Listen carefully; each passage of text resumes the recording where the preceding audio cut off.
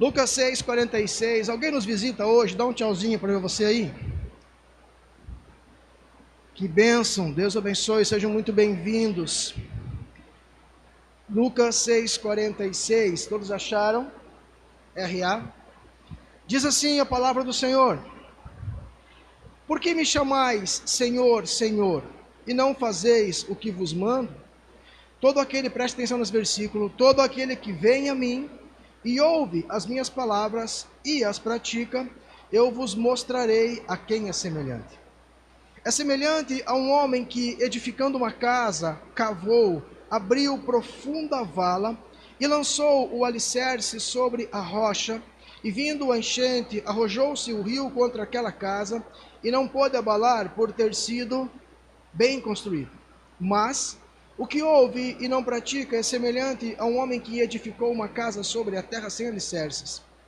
E arrojando-se o rio contra ela, logo desabou, e aconteceu que foi grande a ruína daquela casa. Até aí.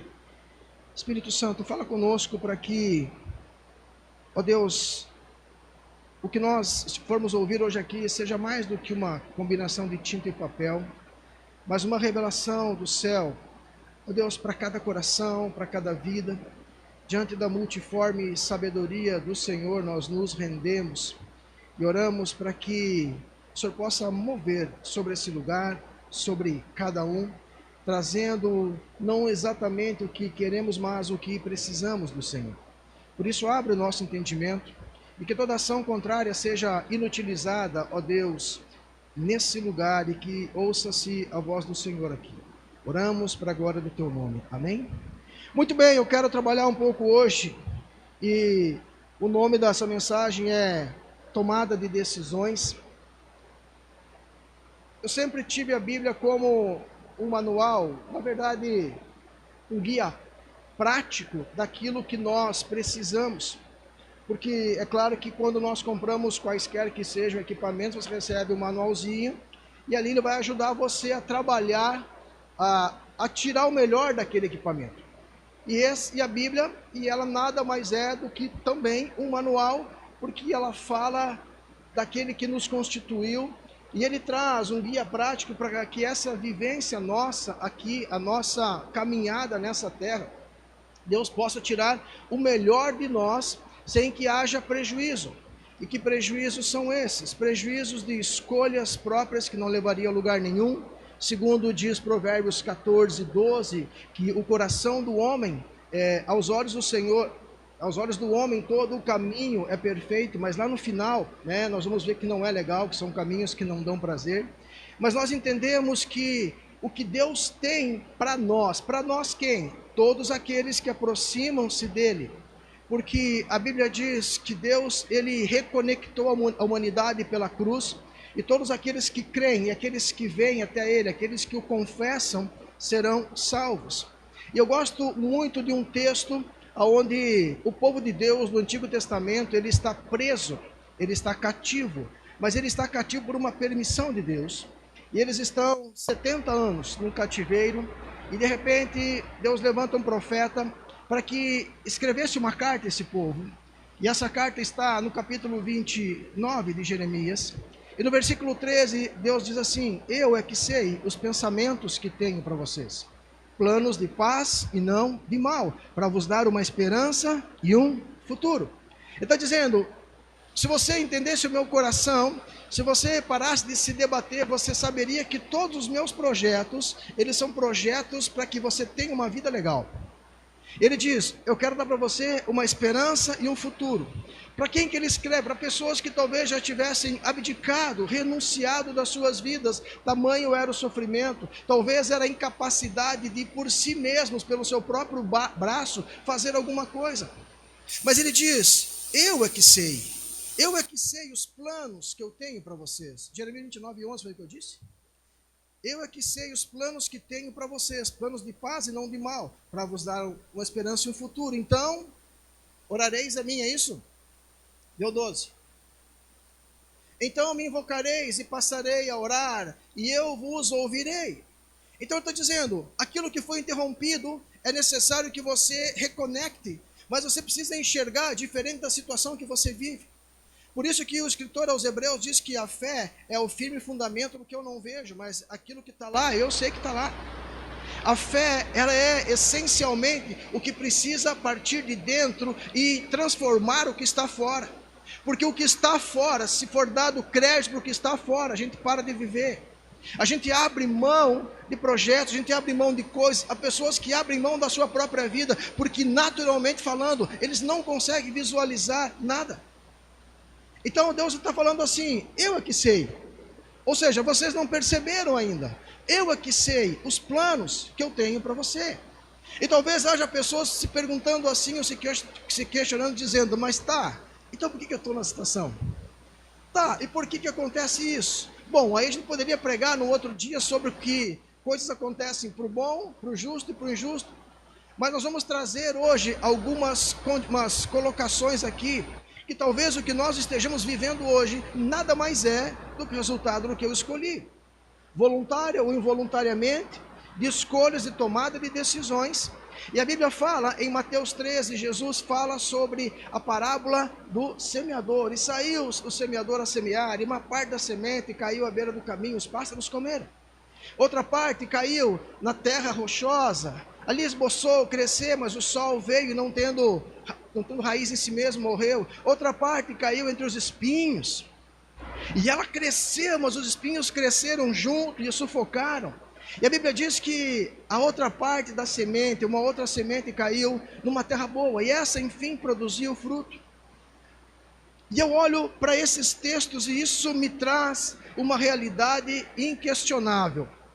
Toda semente, e não precisa ser um expert para saber disso, nem um biólogo, toda semente produz segundo a sua espécie. Não há como você plantar uma melancia e colher morangos maravilhosos. Até porque Gálatas capítulo 6, 7 diz que de Deus ninguém zomba, o que o homem planta, ele colhe. Ou seja, o que nós plantamos, nós colhemos. As escolhas que fazemos, elas vão voltar. Essa é a lei do retorno. Essa é a lei do retorno. Não há como contrariar isso, não há como rejeitar, não há como negar isso. Até porque a Bíblia diz, tudo que nós queremos que nos façam, nós temos que fazer primeiro. Então essa lei do retorno, ela é uma sentença, para bom ou para ruim. E é por isso que nós temos que aprender como filhos de Deus, como cristãos, como nos portar diante disso. Aliás, alguém aqui nesses dias falou que há uma estatística, um estudo, que nós tomamos mais ou menos 35 mil decisões todos os dias. Sejam corriqueiras, você acorda, não acorda, eu deito, vou mais tarde, não vou, eu acendo a luz, não acendo, eu oro, não oro, eu como, não como, eu faço. No final do dia são coisas automáticas, que de repente você passou 35 mil escolhas. É muito isso. Mas dentre estas 35 mil, algumas possíveis talvez tenham sido marcadas positiva ou negativamente para a nossa história. E eu anotei uma frase, quer dizer, uma frase na minha mente eu escrevi, que diz assim: sementes são veículos que nos levarão a todos os destinos da nossa existência. Ou seja, todas as nossas escolhas, todo o nosso plantio, ele vai trazer inevitavelmente uma colheita. E essa colheita, ela vai ser boa ou ruim. E é claro que quando nós conhecemos a Cristo, né? E quando conhecemos a Cristo, essas decisões, elas começam a ser transformadas, porque dentre os pontos que eu quero falar hoje, você que gosta de anotar, anota aí. Nós passamos por processos e o primeiro deles chama conversão. E conversão nada mais é do que você mudar a direção em que você está. Eu me converti, eu parei de andar para aquele lado. Eu me converti, eu parei de fazer o que eu fazia. Eu me converti, ou seja, eu dei meia volta e eu mudei o caminho. E nesse processo de conversão, nessa mudança de direção, agora nós começamos a entender que há algumas decisões que outrora nós tomamos, que elas tornaram-se prejudiciais e que se forem retomadas, se forem recorrentes, elas continuarão a ser prejudiciais para a nossa vida. É mais ou menos o dar soco em o murro em ponta de faca. A faca não vai frouxar, a faca não vai perder o fio, até que a mão seja totalmente estraçalhada. O processo de conversão, ele exige essa tomada de consciência. E a tomada de consciência é: bom, parei, agora eu preciso tornar para aquele lado. E agora há uma batalha, porque a minha mente, ela precisa ser transformada. Há coisas que estão tão grudadas dentro de mim, algumas verdades que estão aqui, que eu as julgo verdades, que elas foram impostas, que eu cresci aprendendo, que eu vivi aprendendo, elas precisam ser colocadas diante da palavra de Deus e pesadas com a palavra de Deus. E esse primeiro passo, conversão, ele precisa ser essencialmente a partida. O primeiro passo é esse, é eu parar de andar para um lugar que me parece perfeito, mas que não vai ser legal. É eu parar de fazer o que eu fazia, que talvez me dê um prazer momentâneo, mas vai acabar comigo. Estamos falando de um prisma, uma visão natural, mas o sobrenatural ou o espiritual é bem melhor, porque lá no final há uma consequência de eternidade. E se não houver esse processo de transformação, de abnegação do que eu vivia para viver uma vida com Cristo, então o final de tudo vai ser horrível. Onde não vai mais haver recurso, não vou mais poder convocar o melhor advogado e entrar com recurso para dizer, não, quer saber, vamos mudar essa sentença, não. Então esse processo de conversão, eu preciso entender que a partir de agora, eu tenho que aceitar que eu sou uma nova criatura proposta pelo céu. Há uma novidade de vida proposta para mim, para você. E essa novidade de vida, irmão, ela vai combater os meus valores. Ela vai combater os nossos valores. Eu não sei você, mas eu no início da minha conversão eu dizia: o que esses crentes pensam que são? Ou acham que são? Pensam que são melhor que a gente? Porque eu vivia uma vida pautada no que eu acreditava, ou no que eu tinha vivido dentro da estrutura familiar que eu tinha. Meus modelos, meus valores, minhas crenças. Eu era alguém que tinha uma religião, mas eu era aquele que fazia o que eu achava que tinha que fazer. Que eu fazia aquilo que aparentemente era bom, ou que me dava prazer, ou que eu julgava que eu faço porque eu quero mesmo. E essa batalha interna, ela começou a quebrar algumas coisas. E se isso não acontecer, irmãos, você não vai colher coisa boa. Se esse processo ele não for aceito e nós não mudarmos algumas coisas, o apóstolo Paulo chega a dizer que há conversas que não nos fazem bem.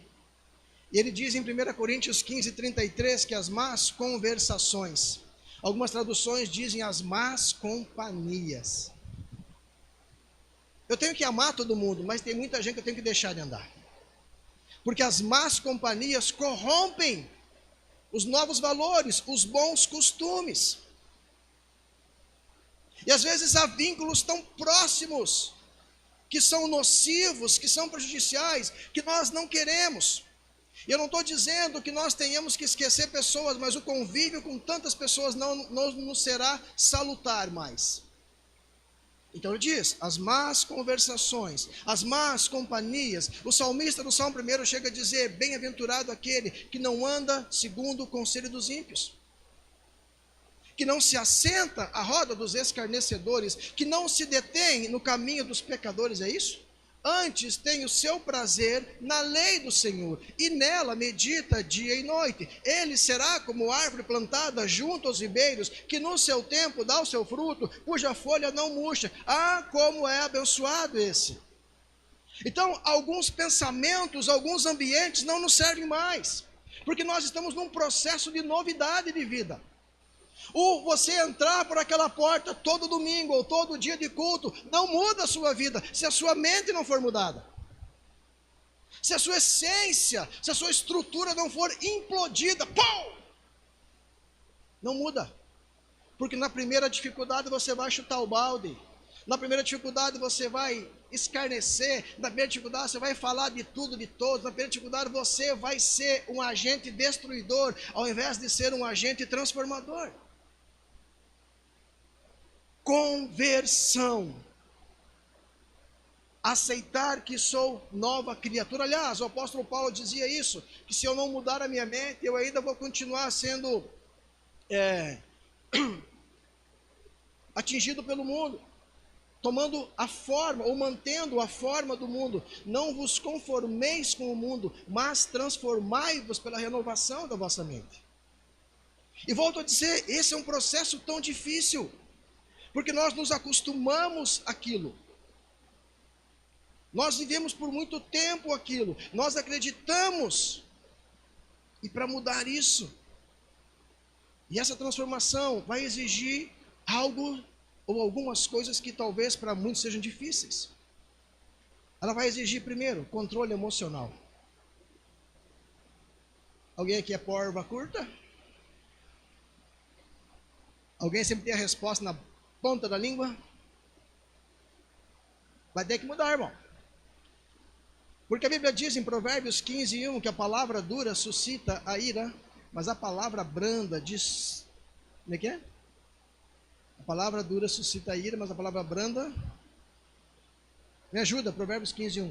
A resposta branda desvia o furor, mas a palavra dura suscita a ira. Quantas vezes nós já estamos com a resposta... Agora sou crente. E a gente engole. Às vezes chega até a engasgar, né? Porque o que a gente queria era dar aquela resposta. Mas lembre-se, processo de conversão, aceitação que Deus está trabalhando, que agora nós somos uma nova criatura, estamos sendo lapidados, estamos sendo moldados, estamos sendo tratados de maneira a que agora eu vá glorificar o nome dele. A minha vida agora, ela tem um motivo de glorificar a Deus. Fala sério, é tudo tão mais fácil resolver do nosso jeito, irmãos. É ou não é? Abre Provérbios 15:23 aí.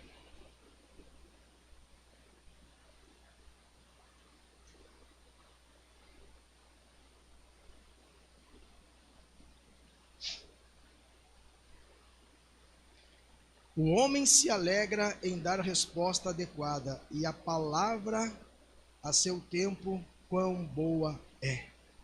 Está dizendo assim, cuidado com o que você vai falar.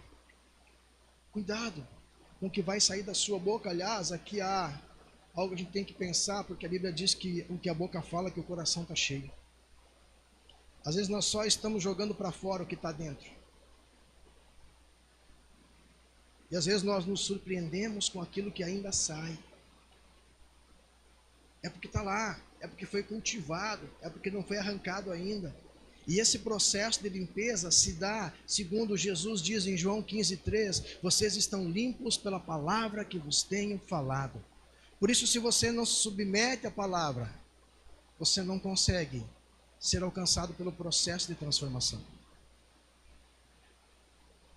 Se você única e exclusivamente participa de um culto somente e vai embora, mas você não se permite cavar a sua vida, vir até Ele, ouvir o que Ele quer, fazer a sua vontade, você tornou-se um religioso, um bem intencionado.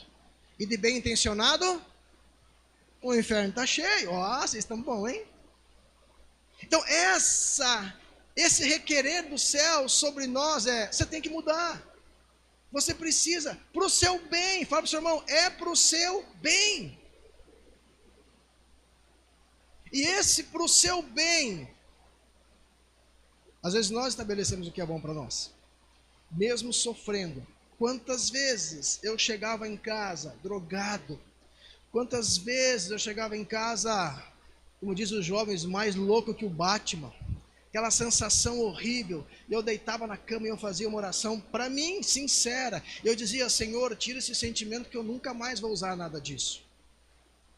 Acordava outro dia, firmava o pulso cedo e continuava. Por quê? Porque isso é tão difícil de ser quebrado. Isso é tão difícil, problemas, vícios, traumas, são tão difíceis de ser vencidos.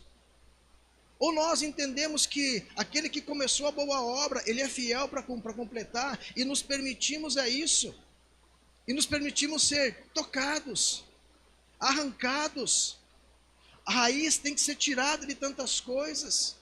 Pessoas amarguradas, cuidado que ninguém se prive da graça de Deus, diz Hebreus, permitindo que a raiz de amargura brotando no seu coração contamine você e a muitos. Se depender de você, tenha paz com todo mundo. Às vezes o que a gente mais quer é não ter paz com ninguém. Se depender de mim, eu vou pro cacete mesmo. Que a gente desce e rola, fala umas poucas e boas, depois ora e pede perdão. Falei do meu passado, agora já chega. Agora vamos voltar aqui. O quão difícil é isso? O quão difícil é aceitarmos que a nossa realidade não é a realidade certa. E aí, presta atenção, nós precisamos começar a mudar tantas coisas. E para que nós mudemos, as influências que nos alcançam precisam ser outras. Agora, algumas coisas precisam nos influenciar de maneira diferente. O que me chamava a atenção, me conduzia para o outro lado, já não pode mais ser assim. Provérbios 15, 22, aproveitando que nós estamos perto aí, diz assim: onde não há conselho, fracassam os projetos, mas com os muitos conselheiros há bom êxito. Alguém tem como é que a gente chama? Uma the best com quem abre o coração, com quem você busca conselhos? Quem são essas pessoas que aconselham você?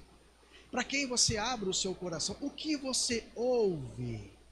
Ou de quem você ouve? As nossas influências precisam ser, os nossos conselheiros precisam ser pessoas que conhecem ou têm base cristã para nos aconselhar. Porque caso contrário, irmãos, vamos nos aconselhar segundo o mundo nos aconselha. As propostas que o mundo nos traz, cara,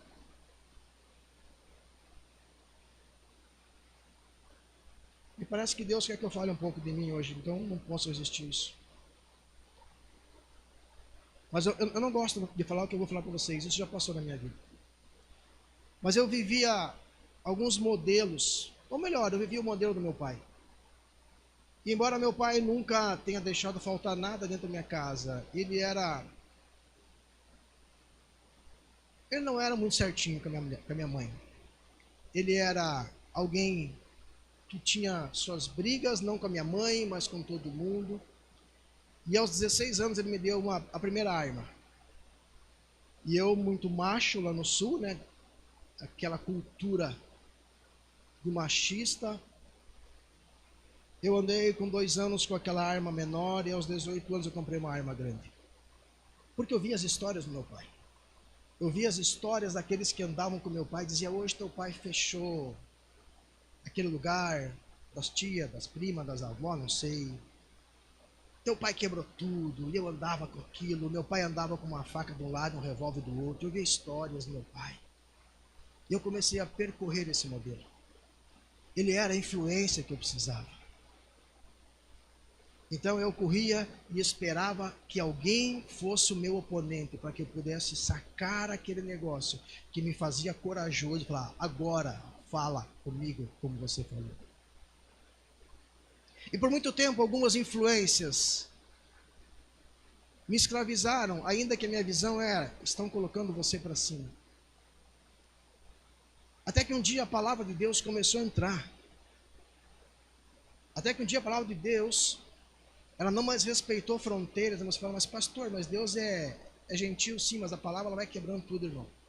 Ela despedaça as penhas. É como um grande martelo. E aquilo começou a mudar dentro de mim. E com muita luta, irmão. Porque eu não queria perder aquilo. Porque aquilo eu me autoafirmava naquilo. E glória a Deus que Deus me trouxe embora de onde nós estávamos. Porque se eu estivesse lá ainda, talvez eu não estivesse mais vivo, mas Deus nos trouxe para cá, para nos convencer, nos converter, nos salvar. E para entender que o homem por si só, ele é como em Deuteronômio 8, não diga que o seu braço, que a força do seu braço te fez prevalecer. Então presta atenção, vamos voltar um pouquinho aqui. O processo de conversão.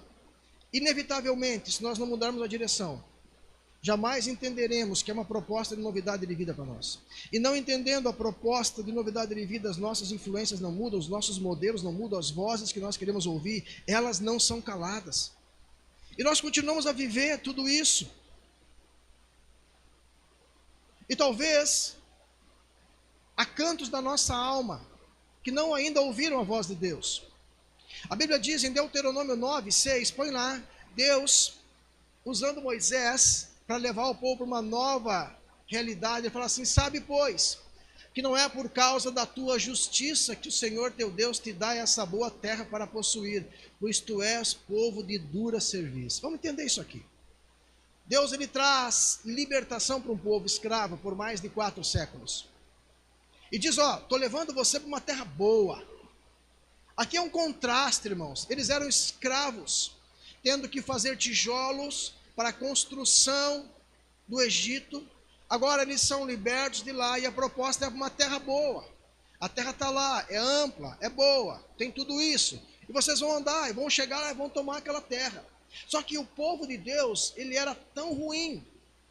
Quando eu digo tão ruim, é tão duro, que eles questionavam Deus em todo momento, em todo processo.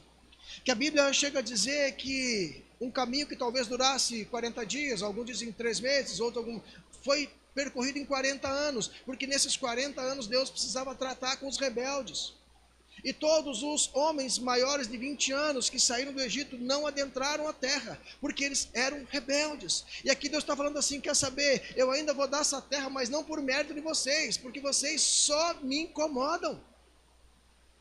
Não por mérito de vocês, porque vocês são povo de dura serviço, vocês não conseguem prostrar-se, vocês não conseguem reconhecer. Porque entenda isso, irmão, se as nossas influências não forem cambiadas, transformadas, não há mudança. Uma hora ou outra nós somos levados e subjugados pelas más companhias, pelas más conversações. Estamos em Provérbios, vou achar aqui 19, 20. Provérbios 19, 20, diz assim: ouve o conselho e recebe a instrução para que sejas sábios nos teus dias por vir. Está dizendo, cara, enxerga lá na frente. Para que você enxergue lá na frente, você tem que ouvir algumas coisas, ainda que você não queira. Ouça instruções. Você conhece alguém que sabe tudo? Que tudo que você vai falar ele já sabe? Tem desses.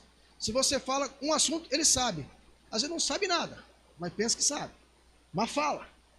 Está cheio disso. Então Deus está dizendo, cara, dá uma olhada lá para frente, para que você chegue lá, você tem que ouvir hoje. Você tem que submeter hoje. Eu gosto de um texto que está em Êxodo 18. Moisés, ele é visitado pelo seu sogro. Vê se é 18:13. Êxodo 18:13. Aí, diz que o sogro de Moisés, Jetro, o visita. Agora Moisés já é o libertador, Moisés está conduzindo o povo, julgando o povo. E ele chega lá e ele vê Moisés cuidando de tudo daquele povo, de todas as demandas daquele povo. E ele fala assim, legal, cara, isso que você faz, mas você vai morrer. Você precisa escolher pessoas que ajudem você. Escolha pessoas idôneas para que ajudem você a ensinar pessoas. Talvez Moisés tivesse dito assim, bom, sogrão, o negócio é o seguinte, lá na sarça, Deus falou comigo. Eu dissesse, ó, lá no confronto com o faraó, Deus me deu a vara e eu usou a vara, é comigo. Mas ele já estava andando, ele precisava de pessoas que o auxiliassem. Por isso que eu sempre digo que é muito difícil nós darmos conta sozinhos da nossa vida. Darmos conta sozinho. Vai chegar um momento em que se nós não baixarmos a nossa guarda, vão ter que tirar suas medidas.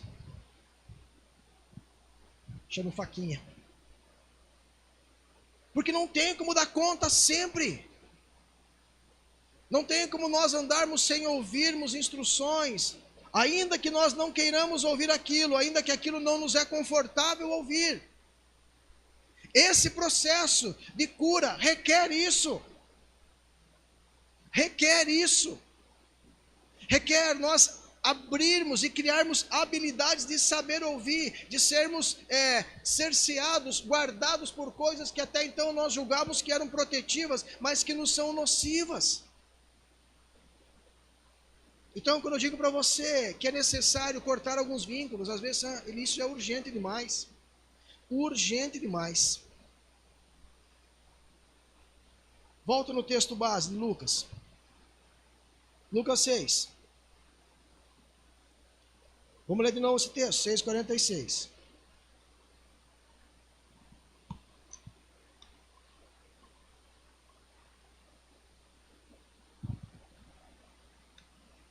Por que me chamais, Senhor, Senhor, e não fazeis o que vos mando? Todo aquele que vem a mim e ouve as minhas palavras e as pratica, eu vos mostrarei a quem é semelhante. Ele está dizendo, tudo bem, cara, vem para cá. Eu vou te ensinar e eu vou te ensinar o resultado da tua aceitação, o fruto da tua semeadura, e quando você ouve, você aceita e você pratica o que você aprende de mim.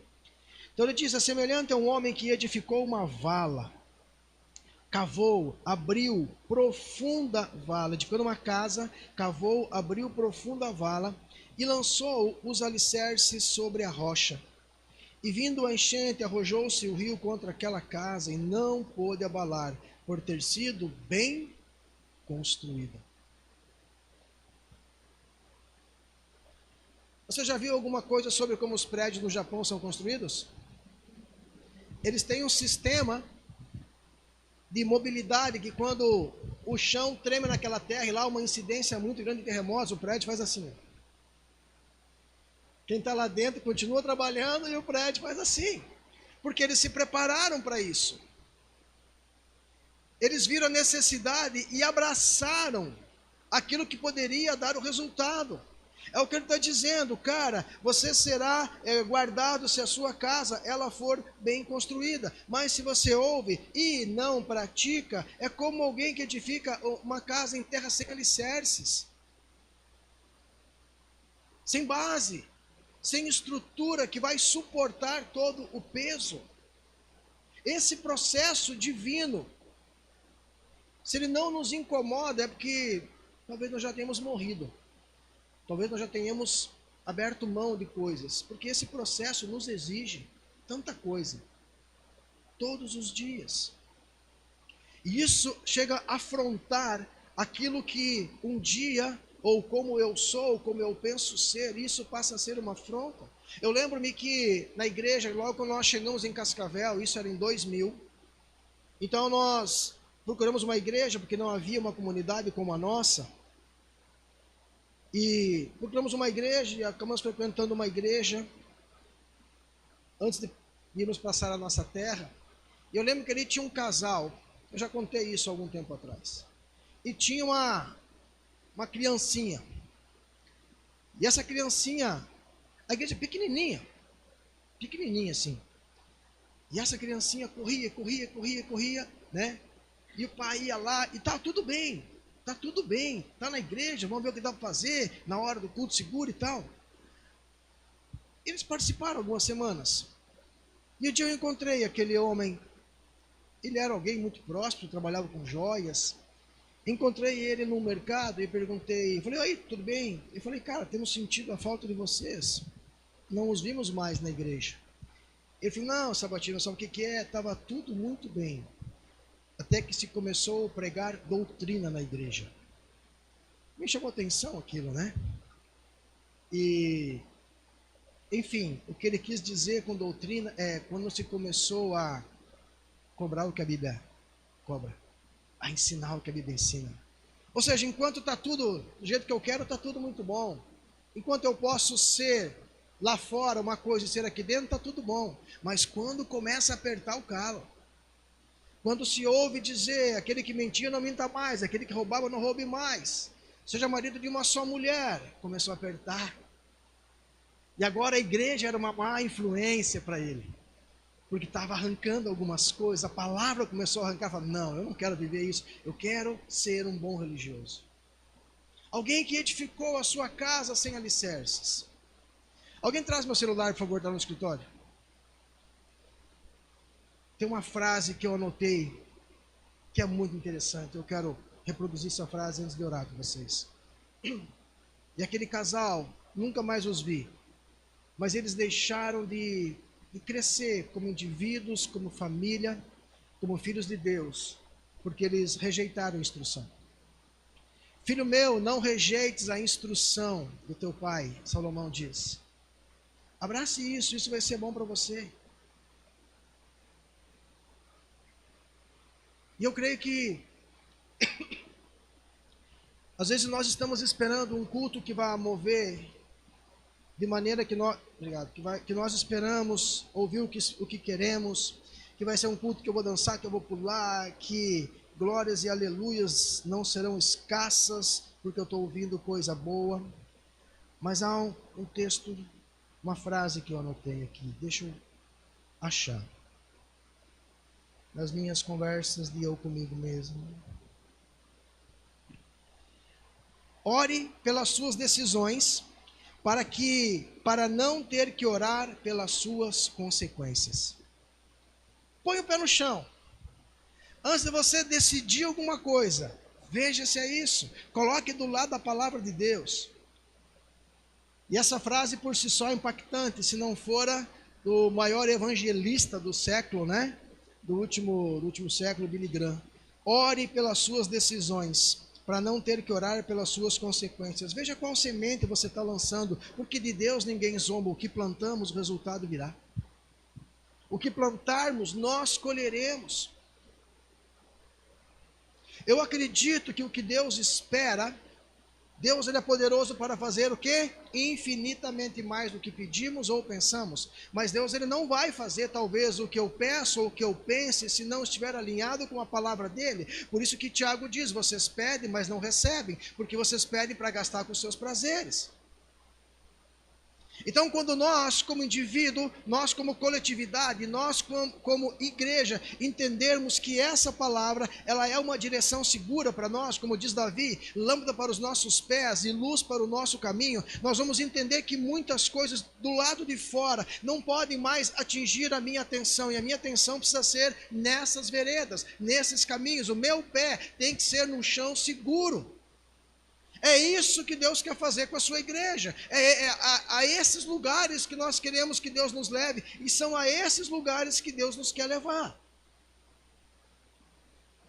Deus precisa primeiro tratar comigo. Deus tem que primeiro tratar com você, arrancar algumas coisas, permitir que a palavra ela seja eficaz, como diz Hebreus 4:12. Viva e eficaz, ela quebra toda resistência de alma, espírito, junta, medulas, e é apta para discernir os intentos do nosso coração. Ele sabe o que está passando agora no seu coração, no meu coração, e talvez a ação do Espírito seja, preciso mudar para que haja resultado, preciso mudar para que haja êxito, preciso mudar para que haja alegria, preciso mudar para que o contexto mude. Aquele que vem a mim, me ouve e pratica, esse não será abalado. Esse estará firme na rocha. O grande desafio nosso é ir além do dia alegre. É ir além do dia que está tudo certo. O grande desafio nosso é permanecermos inabaláveis quando o vento vem mesmo. Quando a má notícia chega, quando a dúvida se agiganta, quando a incredulidade quer invadir o meu coração. E aí? Eu quero convidá-los a ficar em pé. Tomada de decisões.